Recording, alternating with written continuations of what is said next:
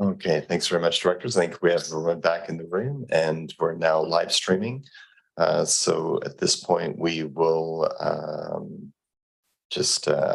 me find my place. A motion for adoption of the minutes. Second. Wells and Morin, and any questions on the minutes? Okay, any opposed? And next would be minutes of the Comox Strathcona Waste Management Advisory Committee. Those are also for receipt. If we get a motion there. Okay, Winnie and Wells. Any questions on that? Okay, and any opposed? Seeing none, that also passes unanimously. And the next piece is the Association of Vancouver Islands and Coastal Communities update on the Special Committee on Solid Waste for receipt. It's a lot of eager people wanting to move. Okay, so we got Grieve and Wells. Anyone opposed? And for this, I'll pass it over to staff. Thank you, Mr. Chair.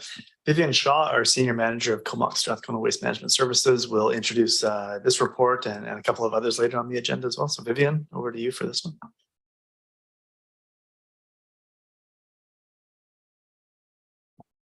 Thank you, James. Through the CAO to the Chair and the CSWM Board, good morning.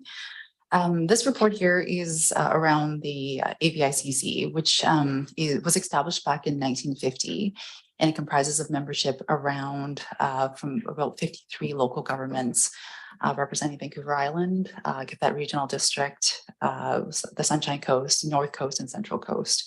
The AVICC, for those that are not familiar, they serve as a platform for local governments to be able to champion ideas, unite around a common interest, advocate for causes that are common to the membership, and also addresses shared challenges. And since its inception, this association has accomplished many great things specific to the Solid Waste Committee. Most notably, their advocacy work around waste reduction and diversion policies, facilitating meetings and discussions at the provincial level, including meetings with the Ministry of Environment to create that awareness around effective solid waste solutions. Some of the other work that they've done are around assessing future disposal capacity on Vancouver Island and forecasting growth, as well as education and outreach. Most notably, one of the ones that you might be familiar with is the illegal dumping campaign and recycle rate. During COVID back in 2020, the association took a bit of a step back, a pause, and reevaluated their priorities.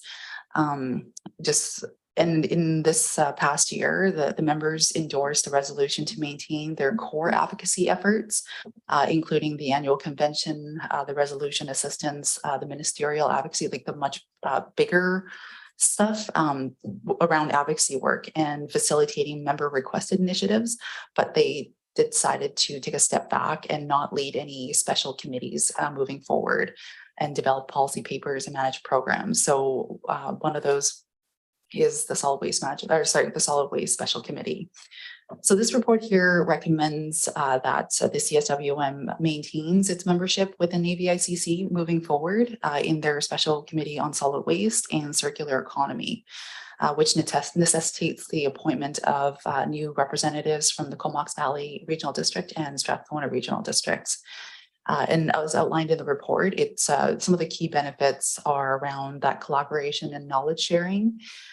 This membership will allow for our participation with other regional districts and fostering that exchange of knowledge and innovate best practices and innovative waste management solutions. Again, through AVICC, we have that conduit to be able to access, engage with provincial authorities and industry groups to advocate for effective waste management practices and alignment of regulations.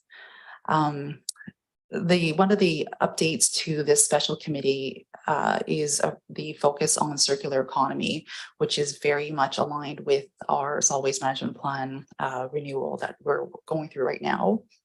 By participating on this committee, the CSWM again can promote sustainable practices, minimize our best practices around minimization of CO2 emissions, which really views that as a resource rather than waste, and aligning with other trends.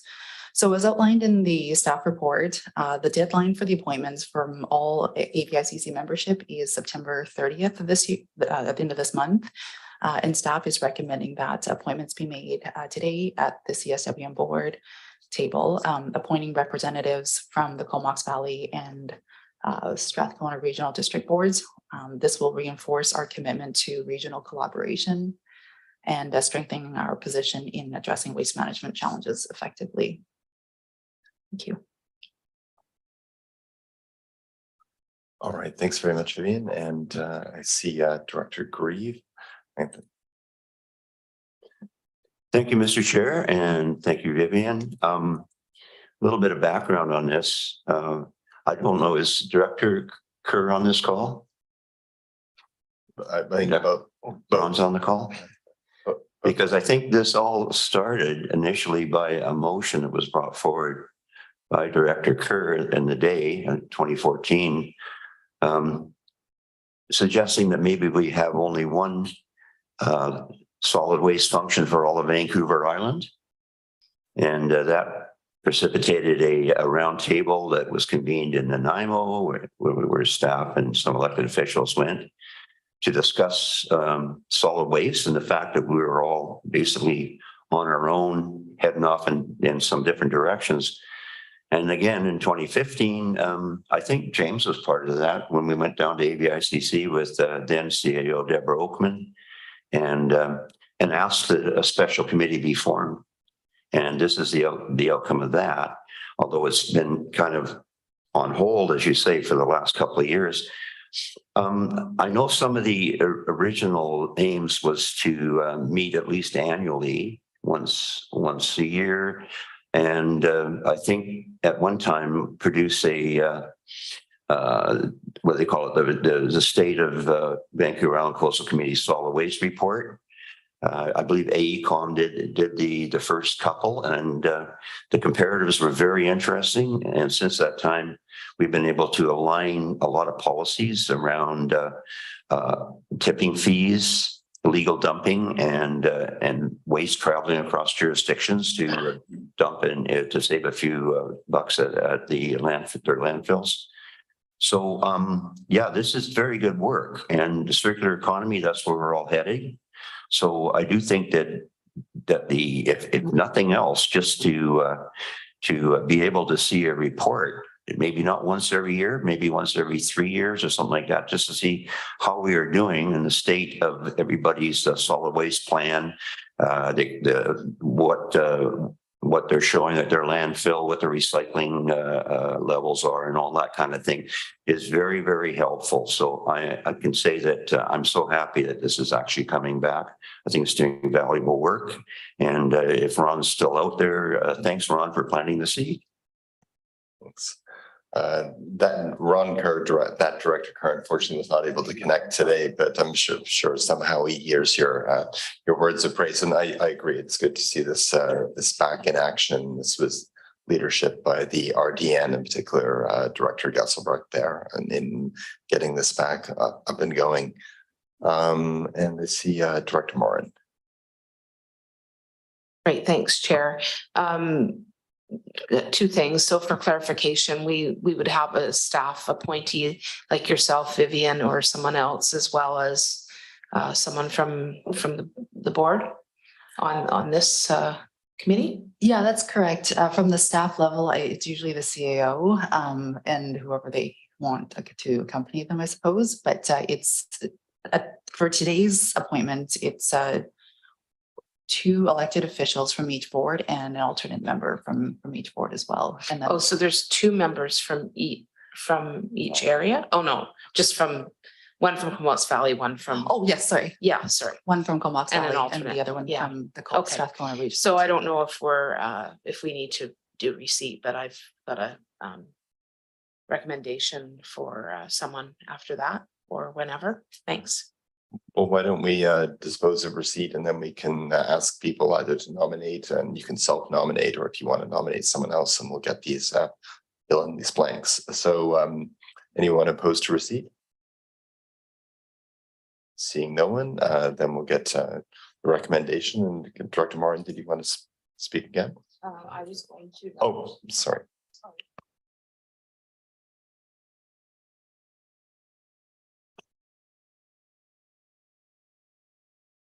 Director Arbor. Yeah, thanks. It might be that Dr. Moray had the same thought as me. Maybe we had the same conversation. I was gonna propose the nomination of Director McCollum for the Comox Valley, and with just spoke with Mayor Wells as alternate, if that's of interest. All right, Was and it Was it? yeah, can you clarify the process on this? Are you from the CBRD? I suggest.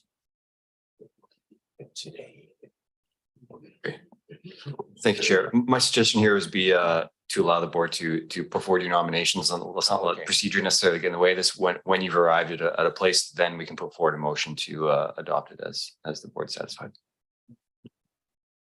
All right, so we'll just continue with any other nominations that there might be. Director Banesh.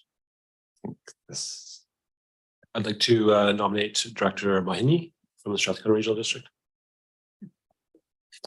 Right, okay, so we have a nominee for each, and we have an alternate for the Comox Valley, and Director Baker, perhaps you have an alternate for Strathcona. I personally would like, oh geez, can you hear me now? Yeah. I would personally like to nominate as the alternate Mayor Dahl, but I understand he's a little busy. So Mark Vanesh, please. All right, well, it's fairly neat. We've got one nominee and one alternate for each area. Are there any further nominations or people who wish to put their name forward? Okay. So the recommendation is that we maintain our membership in the Special Solid Waste and Circular Economy Advisory Group, and that for the Comox Valley, it'd be Director McCollum and then alternate Director Wells. And for the Strathcona, it would be Director Mowini and Vanesh. Make sure I'm getting you guys in the right order. So primary would be Mowini and alternate would be Vanesh. Okay, and Director Grieve. Thanks very much. My question is through the staff. We had a cost sharing agreement for future funding. Right now, we're just looking at using reserves. So I know it was a minimum of, I think, I can't remember, minimum, and then it was based after that on population. And I'm just wondering, is that still the model they're using for future funding of this? Or are they just, are they looking towards future funding, or are they just going to use up the 12 grand they got? Thank you for the question. The funding that's left in the reserve of roughly about just under 13,000 has been transferred from AVICC over to the Regional District of Nanaimo, who will be leading this RFP process for a contractor to lead this new committee. And based on the initial assessment that's been done, the $12,364 should be able to cover the cost of the annual meetings for the next 3 years. And over the course of the next 3 years, we'll be able to work through what that funding model will look like in the future. That has not been ironed out at this time, but that's the indication that we've gotten based on our initial meeting with the RDN, Capital Regional District and Cowichan Valley Regional District. So they will be able to fund a proper report? From our understanding, they will be able to provide that for the next 3 years. Every year? For the next 3 years, yes, annually. Yeah. Oh, that's very good. Thank you. Okay, and so I just will briefly ask each of the directors whose names were nominated before we go ahead with voting on this if they accept the nomination. Director McCollum, Director Vanesh, Director Wells, and Director Mowini. Seeing nods from everyone, so that's looking good. Staff have the names, so at this point, I think we can just vote on the recommendation. Anyone opposed? Great, okay, and thanks all of you for volunteering. I think this should be interesting work.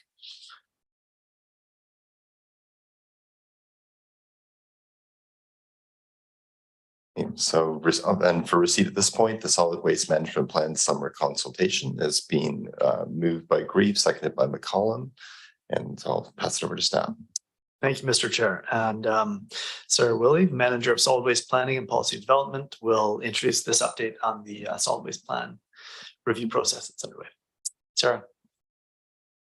Thank you through the CAO to the chair. So this summer we've been out in the community for the solid waste management plan.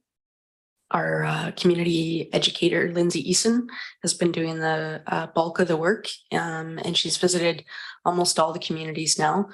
She just has Hornby Island Fall Fair coming up, and as well a home show in Comox Valley. I think her last event was in Black Creek, and she's been attending the Campbell River Farmers Market regularly as well, and getting into the remote communities too. So it's been really wonderful.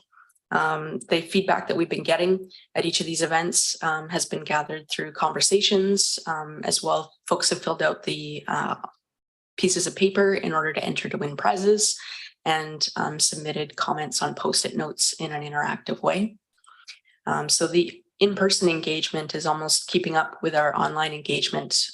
As you know, fewer people sit in front of their computers through the summer. So our survey numbers online are not as high as they were in step one, but that's to be expected through summer consultation. So we're pleased to see that we have had over 1,600 interactions with folks in person throughout the CSWM area. No one was excluded. So that's been really great. And of course, I haven't had the opportunity to update the board on our inaugural landfill open house, which we held on July 8th. That was a really successful event. We had a tremendous amount of positive feedback from the community, and innumerable number of people wanting to know when the next one was, because they had a lot of people who heard about it and then wanted to join. So the structure for that event was to have time slots that people signed up for, and we had school buses that were running about a 40-minute tour around the landfill and then dropping people off at the top of the old landfill, which many of you have had the pleasure of seeing the view from up there. And up there we had a number of educational booths informing residents about groundwater, about landfill gas collection, about our partnership with Ocean Legacy, as well as the many diversion activities that we undertake. And we were able to get examples of the compost, from the different stages for people to really get a hands-on feel for. So we had engagements for the kids, little scavenger hunt and some coloring, and that was really successful as well. So over 140 people came for a free event. Everyone who registered actually showed up. So we thought that was absolutely tremendous. And we look forward to holding that again next year and opening our doors to the community. It was really valuable for everyone who came. So, that's the high level update. We will be completing the step 2 engagement September 25th. We have had our online webinar yesterday, and we have one more in-person open house in Campbell River next Tuesday evening from 5 till 8 at the Maritime Hall. And that'll wrap things up. Our consultant will be preparing a what we heard report, and we'll be bringing that to the board at the November meeting. So we will have a full presentation on summarizing the consultation at that time. Great, thanks, Sarah. That sounds like a really successful public engagement. I know from the time that most of us spent up there in June, it was an interesting tour, and the fact you mentioned to engage the public that successfully in solid waste is impressive work. So thank you. Look forward to the report. So that's just for Director Morin. Great, thank you, Chair, and thanks for the update. I know we're going to get the full results, but I'm just wondering if you can tease anything at all in terms of any themes, maybe not specifics, but tying you to anything or predetermining, but just any themes that have come out of that engagement that you're able to share. Yeah, the main points that we're engaging on through this step is the guiding principles and the goals that we brought forward to the board. I'd say generally they're being received positively. We sort of joke that it's the brand that we're trying to feed them. When people want to talk about waste, they have lots to say, and it's usually not about that. So I'd say, we're going to see a lot of feedback about other aspects of waste. A lot of, yeah, those look good as it refers to the goals and guiding principles. So I think the timing of our consultation with some of the awareness that's being done in some of our municipalities around the carts, that certainly has also struck a chord. And so we've, we've been supporting those decisions as well through the community in the valley here. We're trying to get people to understand that transition as well. So, Right. yeah, I'd say that. That's great. And that's something actually I was curious about because I know we've had our kind of overlapping public engagement through the municipalities. So thanks so much. Great. Again, this is just for receipts. So anyone opposed? Okay, that passes unanimously. And we were just talking a second ago about our time together in June. And the next item is the board roundtable discussion summary. And I will pass that over to staff, James. Oh, sorry, motion for receipt. Thank you. That was Harbor and I think Grieve. Thank you. Thank you, Mr. Chair. And Vivian Shaw again will present on this report and help with that discussion. Vivian.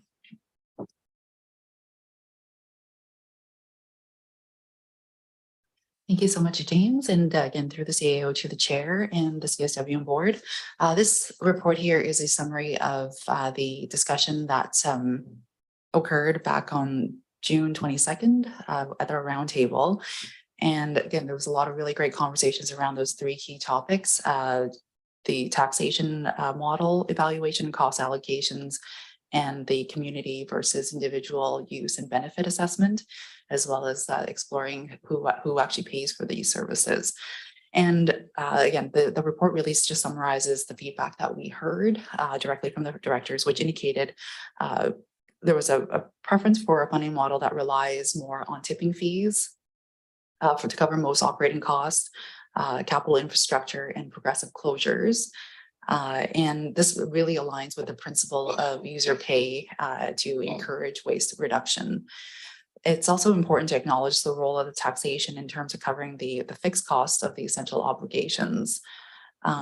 In step 3 of the solid waste management plan renewal process, there will be a comprehensive funding assessment that will be developed to promote, with all of this in mind, the individual responsibility, the collective welfare, equity, practicality, sustainability, and that shared commitment for waste reduction, reflecting all of this feedback from the board. In step 3 of the solid waste management plan, it will be really focused on the options analysis as to how we actually arrive at the target diversion goals that we're going to cover. In this stage here, we'll be providing a range of options for potential options for managing solid waste within this region. And within this option will be different funding mechanisms, technologies, waste diversion strategies, and service delivery models. These options will then systematically be screened and evaluated based on predetermined criteria. And but I just wanted to note a critical part of this component of step 3 is the financial analysis. And it will involve assessing the financial implications of each of those options, including the capital and operational costs, the revenue generation potential, and long-term sustainability of the service. And the aim of this is to really determine which options, to be able to present to the board the options that offer the best balance between cost and benefit. And as highlighted within the report, this is where the director's feedback will be incorporated in the solid waste management planning process. Consistent with the approach that we've taken so far, as Sarah's illustrated, step 3 will also involve a pretty heavy public consultation and engagement with our Indigenous partners to ensure that we have that comprehensive and balanced approach to solid waste management within our CSWM communities. The recommendation that's being put forward is that we continue to support that advocacy effort and to incorporate that feedback and assess those options within the broader context of the solid waste management plan. Thank you. Thanks, Vivian. Anyone interested in speaking on this? It's quite a vigorous discussion earlier. Okay, Director Mawhinney. Thank you, Chair. I'm not sure when is the right time to ask this question, so I'm going to ask it now. And that is around the solid waste management plan renewal. And when do directors get to have ideas and present considerations that maybe their communities are interested in forwarding or having considered by this board? I'll pass that to staff. Let me just get your mic on. Thank you. As we move through the next step, so I think the most interesting part really of the process, we'll be coming back to the board regularly with check-ins. We have sort of individual pieces that we want to explore around diversion and bylaws and policy, and we'll be bringing that here. I think, you know, if there's decisions to be made around individual communities, we'd want to be holding those conversations with that community, and certainly the director's participation, and that would probably be encouraged at that time, just to spare the board from many conversations, just because we have a number of communities with, you know, each have their individual concerns. So I think, you know, if they are, as I say, sort of significant considerations for that individual community, we'd welcome that at that time. And the broader conversations that would be policy decisions that would affect the whole CSWM would be wonderful to be able to have a more fulsome conversation at the board level here. So we'll have check-in points throughout the 2024 year. And, you know, if needed, we may have to schedule you know, an additional session to ensure that we have the significant amount of time to have a robust conversation about these important topics.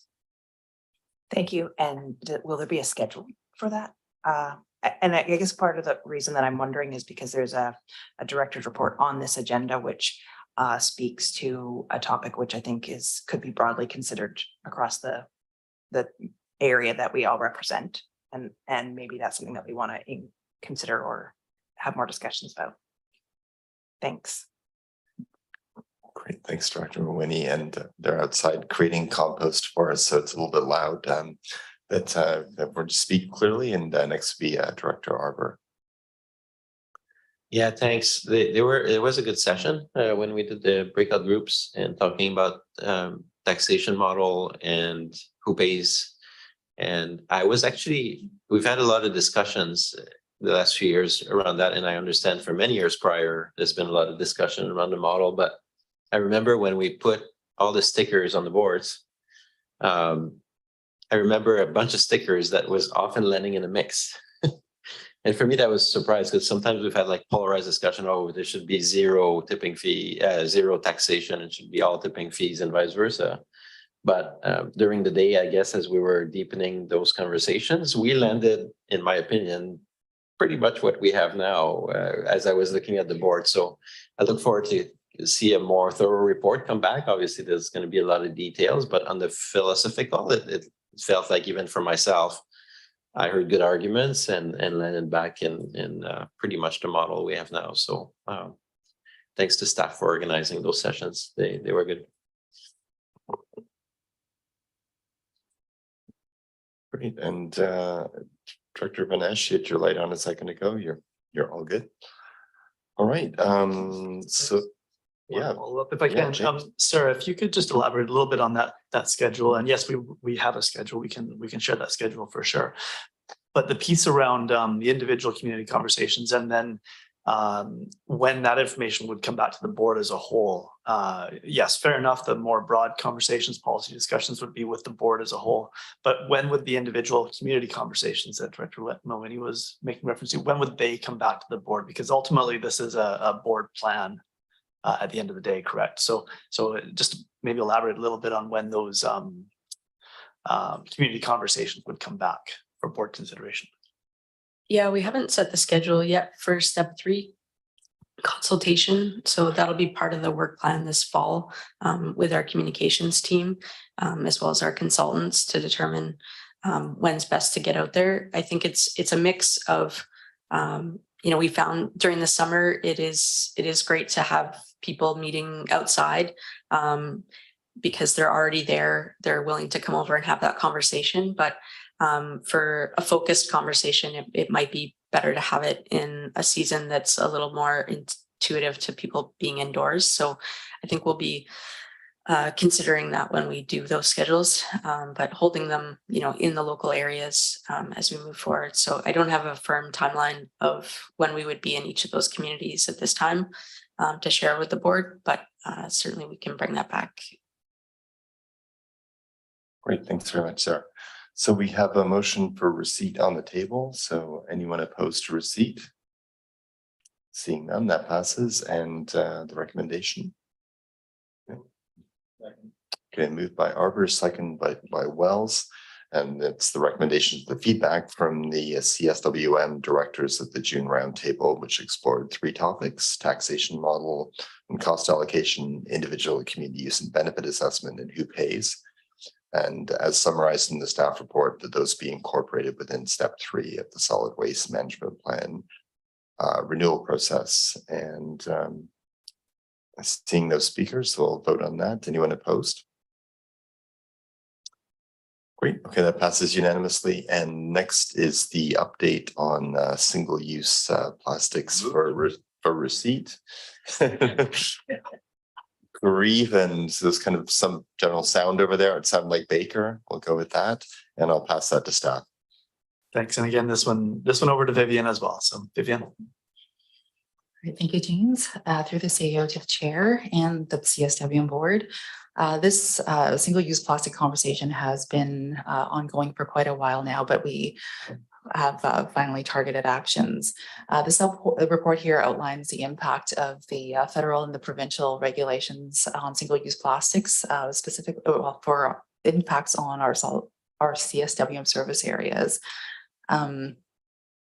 The single-use plastics, as you are aware, are recognized for their environmental harm, specifically around pollution, the microplastics in our water systems, and damage to harm to our wildlife and habitat. So over the last 5 years, Canada has pursued a nationwide strategy to reduce the amount of single-use plastics in Canada. And in 2018, the provincial and federal government adopted a strategy to achieve a zero plastic waste. The federal government back in 2021 had introduced a single-use plastics prohibition regulation covering items like the checkout bags, the cutlery, food service ware, stir sticks, and ring carriers. And in the Ministry of Environment, the province released the single-use and plastic waste prevention regulation, which expands on the federal regulation by including more materials and applying a minimum fee to bag alternatives. And both the federal and the provincial regulation takes into effect December 20th of this year, which will impact businesses here in the Comox Valley, the CSWM service area, specifically with the greatest impact on our food service providers. The CSWM obviously has taken an interest in this as it has implications on the potential contribution contamination within the organics waste stream. So we've been working alongside with our municipal partners all across the CSWM service area to work through this communication plan for implementation this fall. Again, it's really aimed at informing businesses around this upcoming regulation band and aiding their transition away from single-use plastics and offering additional resources to help support them in coordination with the ministry efforts. Through the working group, we have incorporated their feedback around what we have provided, and we're waiting to hear back from the ministry in terms of what their available resources will be. There's a webinar that's coming up on the 28th of September here, and we're hoping to be able to get a bit more information. The general sentiment, again, from the working group is that while this is a great initiative, the municipalities themselves don't necessarily want to own this regulation. So it's going to be void of our branding. It's really, again, just promoting this and providing that education to the businesses and just making them aware. We're going to be channeling a lot of this through the business in action associations, the Chamber of Commerce, through Facebook, and so that we can get that awareness out there in the community. There's $20,000 allocated for this initiative for education and advertising, specifically around the enforcement. The regulation really falls under the federal and provincial authority. And if right now there are some municipalities that have passed bylaws on this initiative, but most of them are really pertaining to just this, the single-use plastic bags. This is much broader than what was originally introduced back, I think, when most municipalities were contemplating this. So if there is that appetite for local enforcement, local municipalities are welcome to update their bylaws to do that. But enforcement is, while it's allowed, it's optional at the municipal level. If someone were to want to do this enforcement and the complaints are going to be driven through the provincial hotline, and that information will be coming from the ministry shortly, and we'll be able to share that with our municipal partners in the coming weeks. Thank you. Great, thanks, Vivian. So any questions? I see Director McCollum. Yeah, thanks, Chair, and thanks for the report. I learned a lot actually about, I mean, we've been hearing so much around this regulatory environment, but it's been shifting in the time that I've been in local government. So I thought the information was really useful. The one question I had was just on maybe if you're willing to provide your perspective on the usefulness of municipalities augmenting these regulations with bylaws. And I mean, our service does have some bylaws specific to the solid waste service, and we are able to do some bylaw enforcement as a service. So I'm just wanting a little bit more understanding on how those two things are separate, because it sounds pretty clear that it would be a municipal bylaw enforcement and not something through our service. So if you could just expand.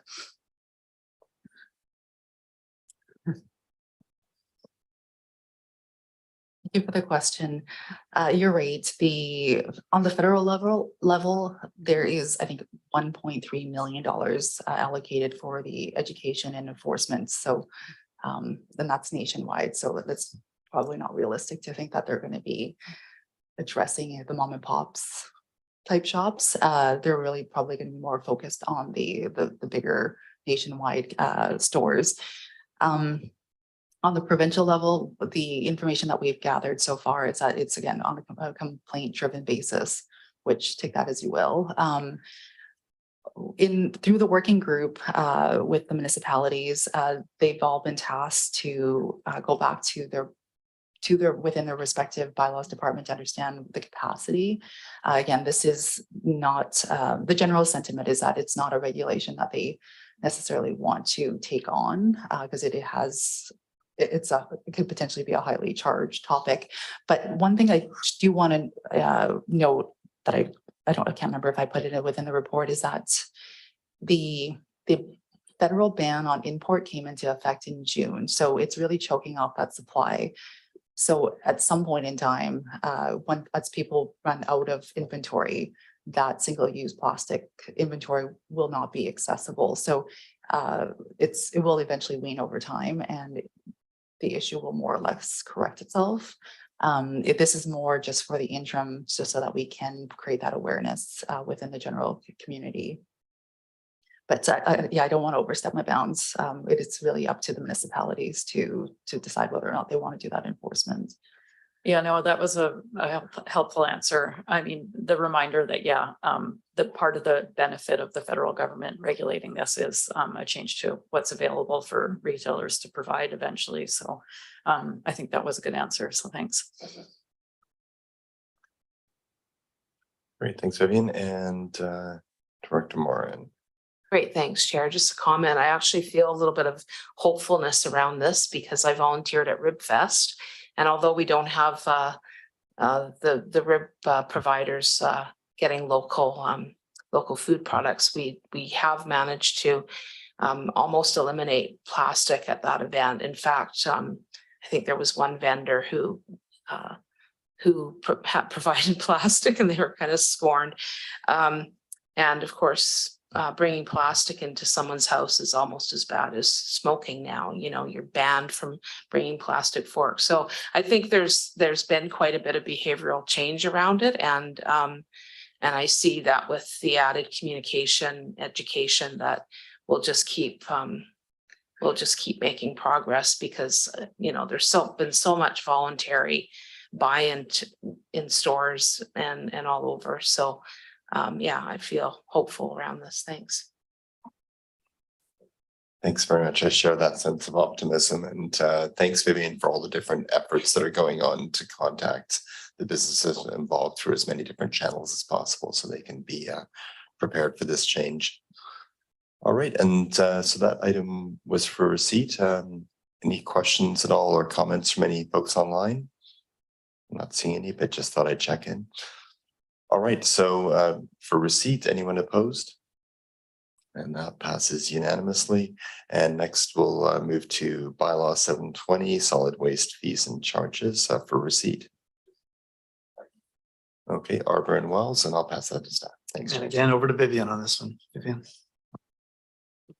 Last time you'll hear from me, I promise. Thank you so much, James. Again, through the CEO to the chair and to the CSWM board. This report here outlines the proposed amendment to the bylaw 720. This is the fees and charges bylaw. And this is aimed to update the fees and charges schedule per the board direction from June. There were really 4 key points that we wanted to cover within this report. And one of the key points is around this financial sustainability of the service. The proposed amendment to increase the tipping fee from the 145 to 155 per ton next year will help balance our 2024 budget, thereby increasing the revenue by the amount that we needed, the 800,000, to maintain the taxation at the 5 million per board direction. I do want to just offer that this is in line with our CPI increase that was supported by the board. The CPI increase based on the Victoria index was roughly about, I think, 7% last year, and that more or less aligns with the proposed increase that we're putting before you today. In terms of regional alignment, we again look to our neighboring regional districts to make sure that we're more or less in line to address things like waste mitigation, illegal dumping, things that Director Grieve had mentioned earlier. And as you will see in table 1, we're again very much in line with our ABICC membership with our closest partner, the regional district of Nanaimo. They will also be going to 155 starting next year. Further down south, the other CVRD is going to 104 per ton next year, but with the caveat that they do export their waste, so they do have to take into consideration the exchange rate, the transport, and the tip fee at the Republic landfill down in Washington. The most notable change on that list is the CRD. They're jumping from 110 to 140 per ton, again, effective January 1st. So again, this is more or less just to illustrate that we are in line with our other aligned with neighboring jurisdictions. We can also use this as an opportunity to review the full schedule to ensure that we generally follow a full cost recovery model for our tipping fees to ensure that our fees are accurately reflecting the true cost of disposal. And again, this really is intended to promote responsible waste management and financial sustainability. In table 2, it summarizes the proposed changes. Most of these are for MSW, so garbage, and the related waste categories. So essentially anything that ends up in the landfill. Within that category, the mixed loads, so this is the contaminated loads, that's been updated with the same differential that we have applied previously. But there has been a push through based on the feedback that we've heard from the board, especially at the June roundtable, to increase that significantly to encourage that improved diversion. Just for perspective, in 2020, only 176 transactions, which amounts to 0.1% of all loads, were charged at this higher rate of 330. And is really just being applied in the most egregious of cases. However, consistent with the sentiment from the board, we'll need to get more serious about the education and the enforcement. I do want to offer that since June of this year, we have stationed our bylaw officer out at the waste management centers part-time to start this education effort regarding diversion and the consequences of the repeat offenses. And there will be a report coming forward in November detailing the findings and as well as a plan for to move towards potentially higher enforcement as we are continuing to see those repeat offenses. Some of the other categories that were updated were around the drywall, which is being updated from 240 to 275. And this is really due to the increase in the tipping fees for the processor in the New West Gypsum in the Lower Mainland, as well as our transportation costs with our waste hauler and the ferry surcharges. Right now it's costing us roughly about $1,100 per trip just to haul this material over. And then the asbestos again is just raised by the corresponding differential at 305. And the rubble and clean fill is going up from $25 to $40 per ton. One of the ones that we did note on here, but we're not updating this year, is the yard waste. It's on a cost recovery basis, it should be closer to 75, but we're going to keep leaving it status quo again with there are implications to the audit in relation to the automated rollout. And we wanted just to stave off that for the time being. In terms of the communication, we have right after the June roundtable, we notified our member municipalities to ensure that they are aware of this upcoming tip fee change and their budget implications so that it can be incorporated this fall as they start their financial planning process for 2024. But the broader communication campaign and notification to the broader stakeholder list will commence as soon as we get the 3 readings at this board, if that's the direction from this board. And this will provide that 3-month notification to all businesses and residents. Thank you.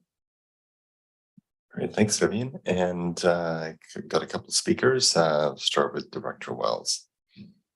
Thank you, Chair, and thanks, Vivian, for the great report. It's been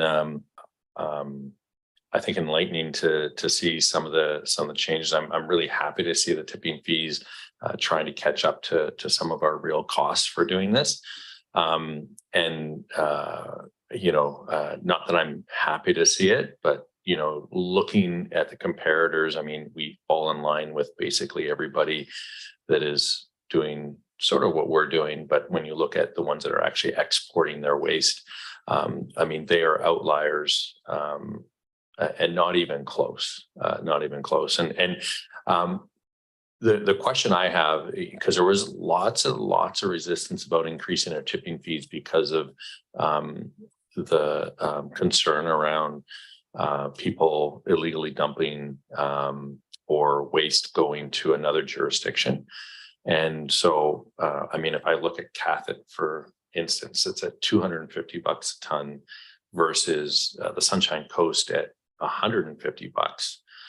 To me, they almost seem like a case study of, are they actually seeing illegal dumping and or mass amounts of waste going to their neighboring solid waste function. And I don't expect you to have an answer to it, but to me, that type of data, I think is somewhat critical for as we're planning and we're moving ahead. And so I don't expect you to be able to speak to it, but I think that when we first talked about increasing tipping fees, or when I first about 2014, it was a really, really difficult conversation because of that comparator conversation.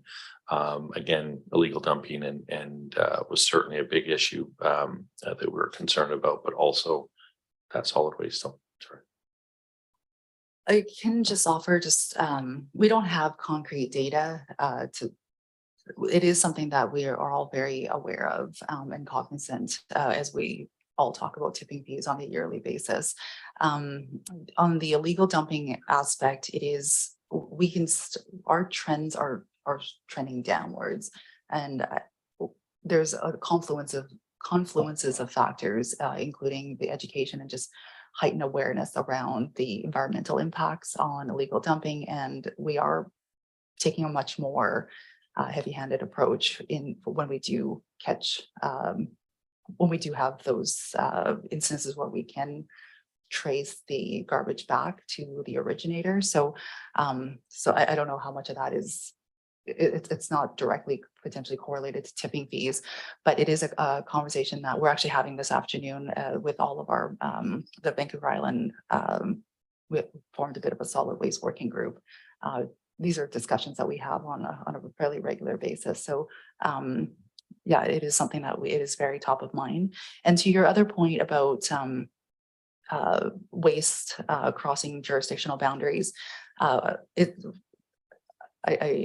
there could be some that are moving between the kind of Deep Bay area, but generally speaking, we don't take out of region waste. It is, as you'll note in Schedule B, it is double the tipping fee, and that's only on the approval of the board that we take it in any quantifiable amounts.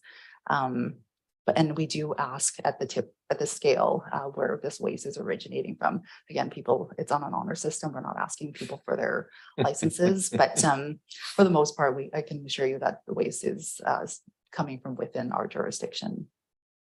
Excellent. I appreciate that. And I mean, and no onus, but if you're having that conversation this afternoon, if you're able to ask that question, maybe of the Cathett and Sunshine Coast, because it's kind of, have they seen a decrease at Cathett and an increase at Sunshine? That might be useful information. And again, I'm not sure, because these are January 1st numbers, I think you said, so I'm not sure where they are right now. I don't have that. But if there is that sort of juxtaposition. Thanks so much. I really appreciate that answer. Great. Thanks for that response, Vivian. It's good to know you're talking as regularly as you do with colleagues. And I imagine the ABICC Special Committee will also allow for just greater connection between the regional districts and keeping an eye on this. All right. And we have a question now from Director Banash. Thank you, Chair.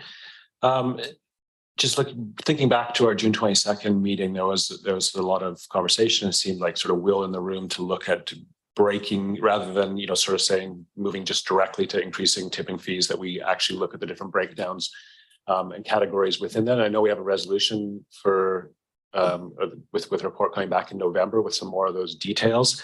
And it seemed like at that case in the June 22nd meeting that we're not able to influence the tipping fees individually for the January 1st new schedule. And just kind of wanting to open the conversation here. And it's useful to see different categories now because we didn't have that on June 22nd. And my inclination, just looking at here, as as we're representing individuals in our respective communities, is how can we keep our municipal solid waste costs, tipping fees down for those individuals, and look at increasing tipping fees in other places like construction and demolition waste. So I'm personally inclined to look at increasing some of the tipping fees that we have for businesses, especially construction and demolition waste. And just wondering if you have any numbers around percentage of waste that comes from municipal solid waste versus construction and demolition waste. I'm trusting it's not equal, but interested in the percentages there. Yeah, thanks for the question. We have initiated that analysis. It just wasn't quite ready. It's our scale system is currently, the categories make it difficult to tease out commercial, institutional, and industrial waste. So when a truck comes across the scale, if it's been picked up by a waste hauler like GFL, Waste Connections, Waste Management, Mterra, if it's a front loading bin, so like a 4-yard bin that kind of gets tipped up like that, that style of bin is typically used in commercial as well as multifamily. And when it comes across the scale, those loads are mixed and it goes into a single category. So multifamily is definitely mixed in there. And as well, front load bins are one style, the other is roll-off bins. So the large grocery stores, for example, Costco's, they have larger bins that goes into that same category. So in order to tease it out, it's a significant amount of work, which we've done, but we're still just pulling out what we're learning from it, I guess. So what we see is that the major contributors in terms of account holders, because not everyone is an account holder. There are some businesses that choose to pay cash, and that's how they like to operate. There's not many cash customers. There's only a few that are significant. If you look at license plates, for example. So it's that level of granularity that we have to look at 112,000 lines of data in order to kind of tease this out. So there's a few, small haul companies or Strathcona Waste and Recycling. They are a cash customer, even though they're a curbside hauler. So, with that in mind, what we see is that, the top 20 kind of users of the Comox Valley Waste Management Center, and I did this just for Comox Valley because we have more notes. Our staff make more notes in the scale system as trucks come across. So I can kind of search for the word thrifties and things will come up. The Campbell River data, they don't tend to make as many notes, so it can be harder to discern what vehicle is representing what. So for Comox Valley, what we see, and I think we would see that mirrored in Campbell River, is that, municipalities are the highest volume of waste that are coming through, whether that's, even Gold River as an account holder. And then our waste management companies, right? So the Waste Managements, the Waste Connections, the GFLs. And when that waste comes in under the GFL account, it represents many users. So the transition that the city of Courtenay made in November of 2022 to have commercial and multifamily businesses, commercial businesses and multifamily residences, they removed them from their municipal contract with Mterra. And those entities were now allowed to enter the free market and decide which company they were going to go with to serve them in their needs, whether that was garbage and recycling. Yard waste is typically not offered. So kind of it took what we saw was it represented a significant amount of the city of Courtenay's waste. So they went from around 900 tons a month to around 360 tons a month. So that 360 is and don't quote me on that because I don't have my numbers right in front of me, but that's the single family resident waste volume. And that remaining sort of 65% is a combined multifamily and commercial volume. So it gives you an idea of the kind of scale that we're talking about. So we're going to continue to work towards sort of teasing that out and then sort of figure out what comes next. So when we looked at construction numbers, those are the next biggest account holders below the waste management companies and the municipalities. But when I see names that I'm very familiar with that are prolific developers within the Comox Valley, and I see that their total account is only $10,000 for the entire year, I don't see that being a huge lever for them, whether that was 20,000 or 10,000, when they're doing millions of dollars in developments every year. It's a very small amount. So in our conversations that we've had with the C&D sector, their biggest challenge is around the practicality of it. And if it's not easy for them, they're just going to pay for it. So I think when we want to look at pulling these levers, we want to do it in conjunction with some bigger policy decisions around expanding opportunities for commercial recycling and diversion to make sure that they have somewhere they can bring their soft plastics and their foam and, expand it beyond what we offer for them now, which is hard plastics and cardboard, essentially. So it's difficult for us to ask them to do something if the availability isn't there for them to be able to do it. And the feedback we've heard is that, that price point isn't going to be even, double for them to be able to affect change. So I think we'll try and bring back that more robust conversation with the numbers, but any feedback that you have around, the analysis and questions specifically that you'd like to ask or see answered, we'd love to hear more from us, and we can be sure to bring those in. So I appreciate that.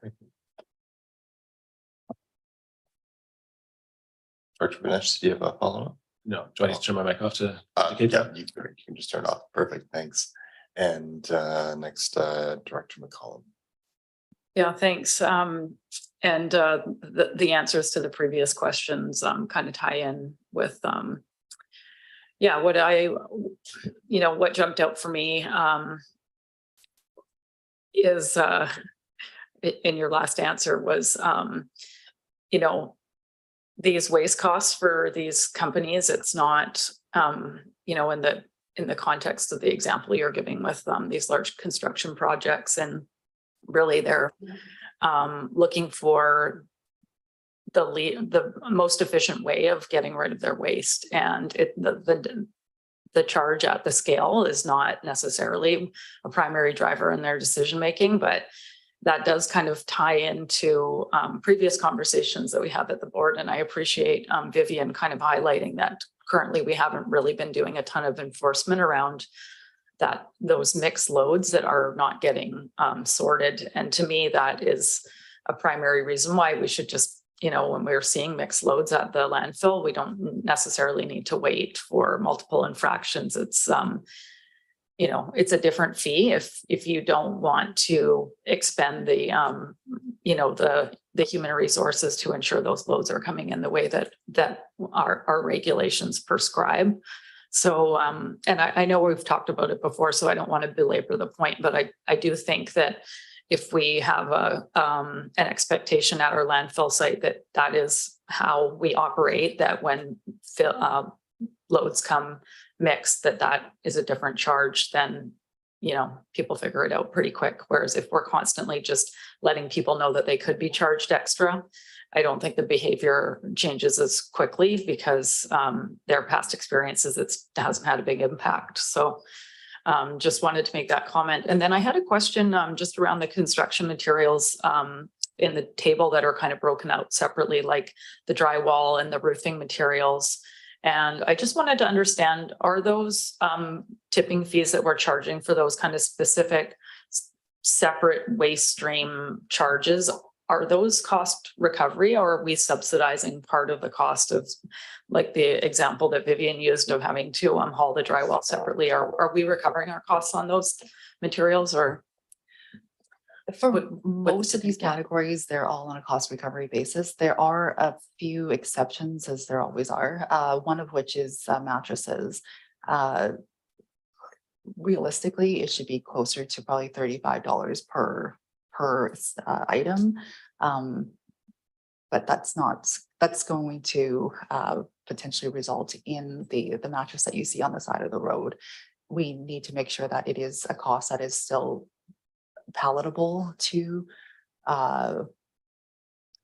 residents, to make sure that it is coming to us and to be treated appropriately. We are subsidizing that based on our volumes. Like this is going to blow everybody's mind. We receive about 8,000 mattresses a year at the landfill, and it is an insane amount of mattresses that has to be processed. Yeah. So, and this is not, it's fairly similar to the volumes that the regional district of Nanaimo was seeing. They're roughly about the 8,000 mark. CRD, they're at about 20,000 mattresses a year. So it's a huge problem, and we're all dealing with it. So there is the cost for us right now to dismantle, to shred it, so that at least we're recovering the metal component and only disposing the residual waste in the landfill as an alternative daily cover. We are trialing sending it over to a facility in Hope that is actually dismantling it, and actually it's 3 waste streams: the wood waste, the fabric, and the metal.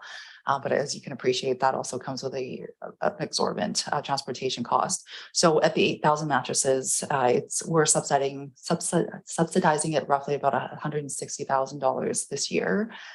With the anticipation that the EPR program is coming into effect in 2025. So it's just a short-term measure for the time being until there is a province-wide solution to this.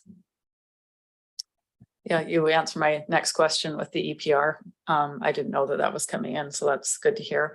And then my other question is maybe just slightly off topic, but I mean, organics is in the fee table, and just looking at it, like, we don't have a minimum charge there because basically there's only one way for, commingled organics to end up in the waste service, and that's if it's collected from single family homes. And maybe this isn't the time to get some context on what the next steps are for expansion, but the city of Courtenay, we're more than 50% of our residents are in multifamily now. So we're missing a major part of our population with what we're able to currently deliver. So I'm just wondering when the next steps in that expansion are going to come back to the board, or what would be the next decision point around that. The report is coming. It's slated for November. We do have a few months under our belt now, so that we can be able to actually report out on some valuable data that's more or less statistically relevant. In terms of the inclusion of multifamily, recognizing that they represent a massive component to especially the city of Campbell River and city of Courtenay. We do really need to hone in on the contamination piece before we can dive and expand that service. There is still a considerable amount of contamination, and this is with the single family homes where we do have more accountability with the the waste hauler, and working with the municipalities to be able to provide that more targeted education. Once we open it up to the multifamily, it is going to be a much bigger effort, and we're not able to do that just yet. We do want, again, recognizing that it is our next lowest hanging fruit. It does come with the resources and all of the requirements, which will be outlined in the November report in much more detail. But with our OMAR permit, in order to sell this, we have very stringent guidelines as to what we can sell under the Class A classification. And we really do need to make sure we have that contamination well in hand before we can explore those other opportunities. But to that end, though, like one of the things that we are looking at as part of that report is looking at pilot programs for schools and potentially a multifamily building here and there where there are champions that are willing to provide that oversight, because right now we don't have that resource to be able to address all the multifamily buildings out there. So those are all going to be put forward for consideration in November with much more detailed analysis. Thanks. That's good to know. All right, thanks, Vivian. And alternate Director Wells. Thank you, Chair. Yeah, I was very excited to hear about that mattress in the provincial government bring that on to part of the Recycle BC program.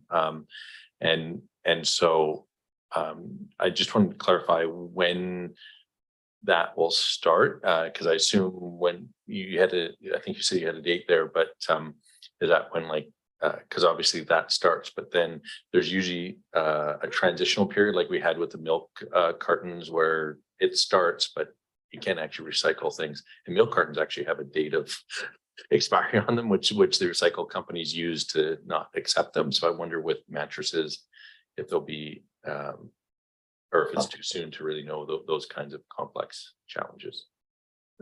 The specific logistics is still to be determined. There hasn't been a whole lot of information around that just yet, but as soon as So the ministry's made the announcement that they will add those materials, and they've given timelines for implementation. So that sort of 18-month period is typical for giving the producers and the industry a heads up that it's coming and get your ducks in a row. That's kind of, the clock has begun a little bit on that. It hasn't officially been added to the regulation yet, but they've given them a timeline for when it would be. So we feel pretty confident 2025 that hopefully something will be in operation. And there's also mattress recycling programs in at least 3 states right now. So we won't be the guinea pigs necessarily for how to roll it out, which is positive. And that program has been assisted by a British Columbia company, Product Care. So they have some experience operationally in how that's navigated. And there's some additional products that are being added too, which we're really excited about, including the small camping propane canisters. And then an expansion as well of some of the lithium batteries. So yeah, the ministry's finally been able to expand that, which has been great. The mattresses, I think, will be really impactful for a lot of local governments because really the private sector hasn't stepped in there. So Thanks so much for the clarity on that. Really appreciate it. All right, thanks. And seeing no further lights, sorry, just getting back on my agenda to so we have a receipt motion on the table, still organic waste being generated outside. So a motion for receipt, anyone opposed? That passes. And then the recommendation. Moved by Wells, seconded by Grieve. Anyone opposed? And that passes unanimously. And next, the resolution status report for receipt. Wells and Mawhinney. Any questions on that? Seeing none, we'll vote on that. Any opposed? Sorry. Oh, yeah. I wasn't, this might, I was asked earlier before the meeting around the, an update on the situation with the flare in Campbell River, and directors might be interested. Vivian has an update on that topic here. I'm not sure that it relates to a specific item on the resolutions report, but Vivian, if you can provide an update on that. So, thank you. The flare, we finally have a date. It's coming from Ontario and it's expected to arrive. The skid and the flare itself is expected to land on October 10th. There is going to be a little bit of time, roughly about 2 weeks for setup and commissioning, and then final approval from Technical Safety BC. So we're anticipating that this will be operational kind of early November to mid-November. Okay, thank you. And next we have Grieve. Oh, thank you, Chair. Thank you. Yeah, just on the last item there around the Recycle BC recycling depot, Campbell River. Of course, we've you know, in one of the earlier reports, we talked about many board members wanting to have those staff sites. And I guess we see that this has been rejected again. I guess I'm wondering if we can get a little bit more detail on criteria and you know, how we can meet the expectation to be able to not have these requests rejected, what we need to do. Thanks. We do have a project to convert the Oyster River Depot, and that's still in the works. And based on preliminary conversation with Recycle BC, I don't want to get ahead of myself, but there is consideration for that depot to at least be considered as a satellite depot, so that while we still have to pay for the transportation, there could be consideration for that material to be accepted as part of the Recycle BC network, where we would get incentives for those volumes. So we're in preliminary discussions around that. But specifically for the South Campbell River location, they do have predetermined driving distance and distance criterias, and they continually rejected it on those basis. But through various advocacy approaches through UBCM, through ABICC, we are continuing to work through that. And I believe some of our directors around the table here are going to UBCM, again, advocating for that very cause. So we're hopeful that there's some work that can be done to improve that access. Right. It is something that is a concern for, especially for a lot of our more rural communities. Mm-hmm. Yeah, and I guess I get that it's a location issue, but maybe there could be some support around identifying appropriate locations and like you say, some incentives around that. Thank you. All right, thanks, Director Morin. And now this actually is Director Green. Thanks. Just to continue with that, there was some talk at one time about us upgrading the facility ourselves, because right now, if you go up there, it's an extremely well-used facility, and it's we're facing a lot of the same issues we did traditionally with these unsupervised sites, you know, with a lot of inappropriate stuff in the bins. But every time I go by there, it's pretty well full up.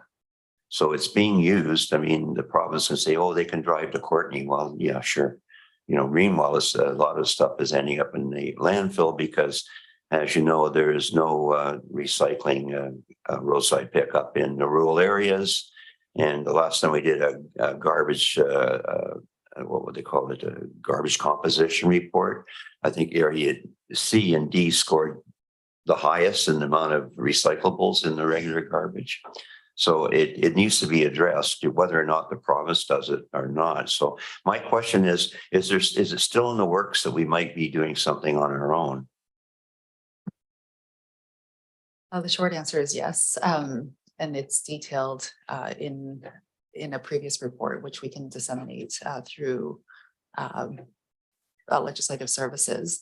And to your other question, to your comment around the how frequently it is used, there are currently 10 bins which are serviced once a day, and we actually just deployed a bunch of fill sensors within the bin, so that we're working with TELUS so that we can identify exactly how often they're being filled and whether we need to actually adjust those frequencies in terms of timing, so that we can better service those bins in the interim until we can transition to this staff depot. Okay, thanks, Vivian. And we're just going in order. And next will be Director Rice. I just wanted to expand on what Director Grieve was saying. Those bins are being used. It's a very big complaint in Area D. We actually have a Facebook group, and people have to check the Facebook group every couple hours just to make sure that there's actually room to go and get rid of your recycling. So to me, that is ridiculous and something has to be done. Thank you.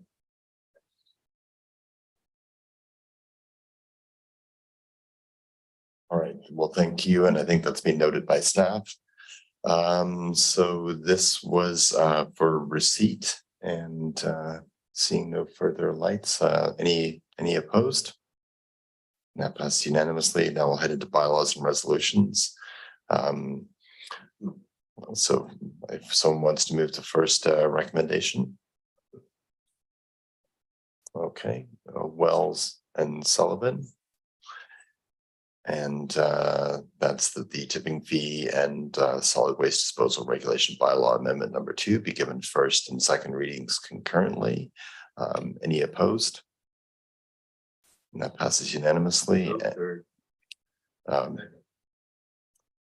Grieve and Wells, and that's the same for a third reading. Any opposed?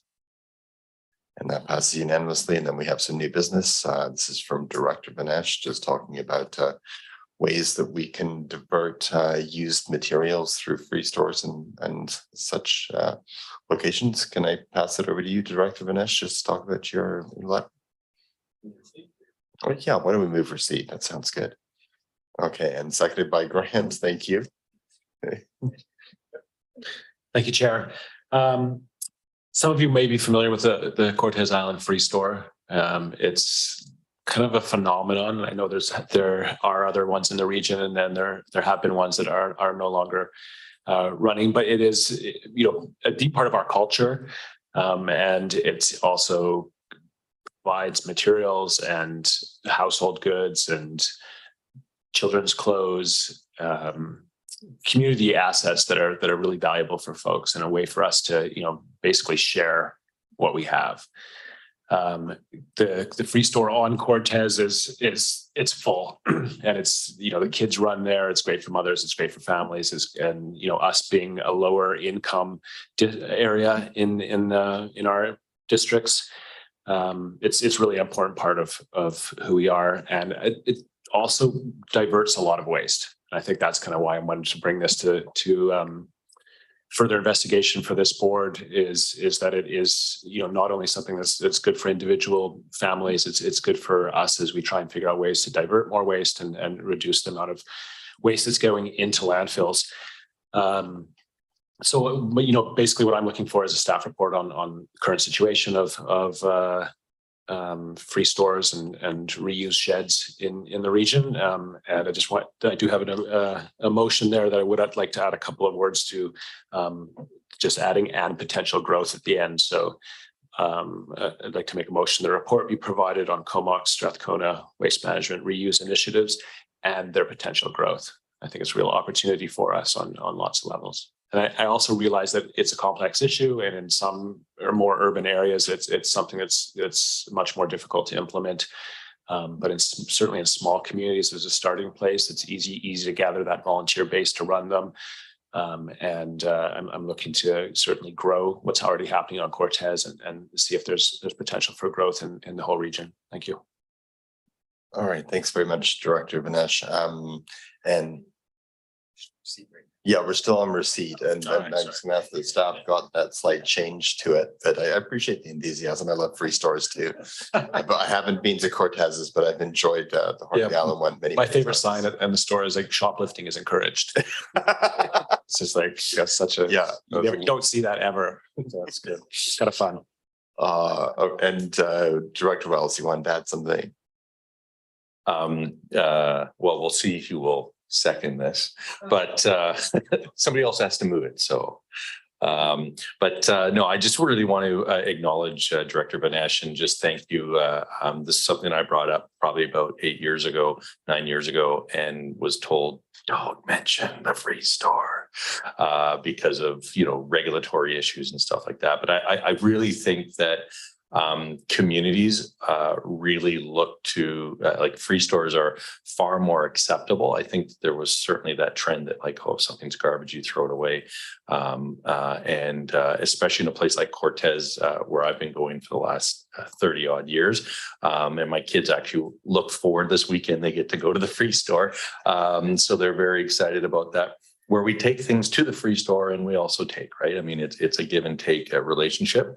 And it's just been, again, just, I think you've articulated, you know, how important it is to the community. And I believe personally that that can be duplicated as well. So I fully support your vision. So thanks so much.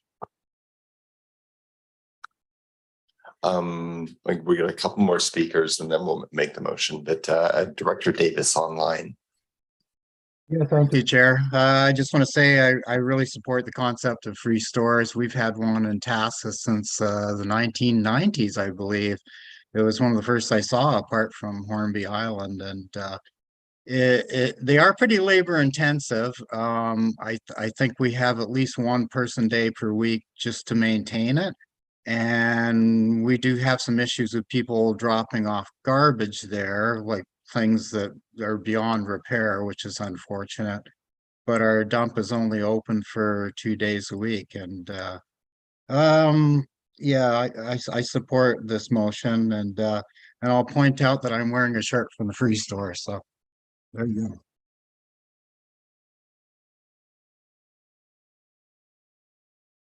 That was just perfect. Thanks, Director Davis.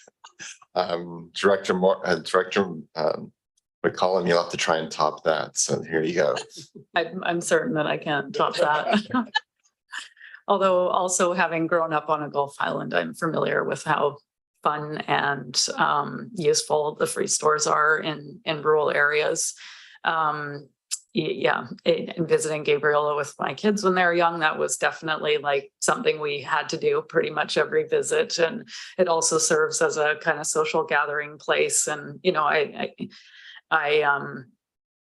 certainly have experienced many of the benefits that come from these facilities. But as was also alluded to, I mean, there's, I think the most important ingredient in having a successful free store is like a community initiative. It needs to come from the community that wants to host it, because there is that need for volunteers. So I guess like my thoughts on this are, you know, where are we missing free stores? I'm looking at this old report from, I think this was 2017. And it looks like there's 5 in the service area. I'm not sure if they're all still open or not. I would hope so. Yeah, so where would we want to see these expanded to? And then how would we support a community group? Would it be like a grant? It seems like one of those things where when you try and do it from a top down or from a kind of larger bureaucracy, that's where the success would maybe not be realized. And then just looking at this, I mean, it occurs to me that the reason, or my assumption is that one of the reasons why these are really successful in more rural areas is less access to thrift store drop-off. So, I mean, can these types of facilities, or I don't, it's not really a store, we'll call it anyway, can they exist in communities where there is a robust thrift store environment already operating? And so perhaps Mark wants to just provide his thoughts on the previous report on this, and kind of in that context where he would like us to go from there, if you're comfortable in answering that. Director Benesh, you're number 16. 6. Thanks. Thank you. Yeah, I really agree with the statement that, you know, coming from the community is key to the success. And I think that's the easy starting point for us is at looking at communities that already have community that wants to, you know, put people there sorting the stuff and dealing with it. And yeah, I think it is easier on smaller communities. I do want to mention one thing that has been a request at the Cortez Free Store is the opportunity for building materials. I think there's a lot of opportunity for diversion on the building material side that isn't being used. It isn't being done at the Free Store, as far as I know, at any of the free stores. But I think there's real opportunity there that I think is worth exploring. I don't know if I answered your question entirely, but Yeah, okay. So, yeah. yeah, the top, and there could be a combination of top down and bottom up. In some places, maybe it does have sense to have like a small tax requisition for some staff time. But I just think there's real opportunity here. It's exciting, it's fun, it's a real good story for us, and it really contributes to our priorities. And I'm ready to make the motion if there's not any other comments. I see Director Moore. I'll just go through Director Mawhinney and more, and then we'll make the motion. Yeah, thanks. Thank you. And I just wanted to say that Quadra Island is ready for a free store and has a volunteer committee that has been advocating with the CSWM for years for support to put a free store on the land that they're working on, still negotiating for the upgraded recycle facility that's coming to Quadra. And there is definitely a group that is keen to help. So, and to be the volunteers. So I don't know about beyond Quadra, but I feel like it's a really great fit for small communities. And if we can provide support from the board, that would be awesome. Fabulous, thanks. And Director Morin. Thanks, Chair. Yeah, I'm supportive of this report. I mean, the other report was quite a few years ago. And I think we do have some community groups locally that have sort of these ad hoc kind of free stores. I'm more familiar, obviously, with the Hornby one being closer, but I haven't been there for quite a while. But I used to, when I was doing youth programming on Hornby, we used to take the young folks there and access some stuff. So I think in the larger centers, we do have a lot of thrift stores, and many of them are social enterprises that support community social services, which of course we really value because they're offsetting some of the particular, the social issues that we're facing in the bigger centers. They do help to offset that. So while I'm like totally supportive of the concept and what it brings to smaller communities, I'm certainly in favor of exploring it. I'd like to, if we go with doing the report, maybe taking a look at where they exist in larger communities and how that works, and how we can still continue to, if we were to implement something like this or support this, how we can continue to not take away from those social enterprises. I'm not talking about the thrift stores for profit, because that's a whole other conversation, but there are several thrift stores that, all the funds stay locally and go into social programming, food security, and many other things. So those are my comments, but when the motion comes forward, I'll definitely be supportive. Thanks. Great, thanks, Director Morin. I see staff taking notes there. Did you want to make any, before we proceed to the motion, did you want to make any comments on what you've heard, or if you're seeking any further clarification? I think just that, yeah, Vivian, sorry, jump in if you want to, but the recommendation is pretty clear, and I think the report that's attached, that is 6 or 7 years old, so certainly it's due for an update, and this discussion is helpful to understand some of the perspective from the board. So. Perfect. Okay, then so we have a receipt motion on the table. So any opposed to receipt? Oh, that passes, and now we're wide open. It's so eager, and I love that. Just want to thank other directors for the comments and what seems like the support for this in the room. One thought that came up just on hearing Director Morin's comments, in the urban areas, are there diversion, things that are going to be natural things that we can divert, like some building materials or, not the traditional free store, the thrift stuff, but I think the bigger question is here, what are we throwing away that has value? What's going into landfills at value? And then what are the easiest things to start diverting? I realize everything doesn't make sense at once, but what are the first steps? And I think there are opportunities in urban areas as well. So my motion is that a report be provided on Comox Strathcona waste management reuse initiatives and their potential growth. Second.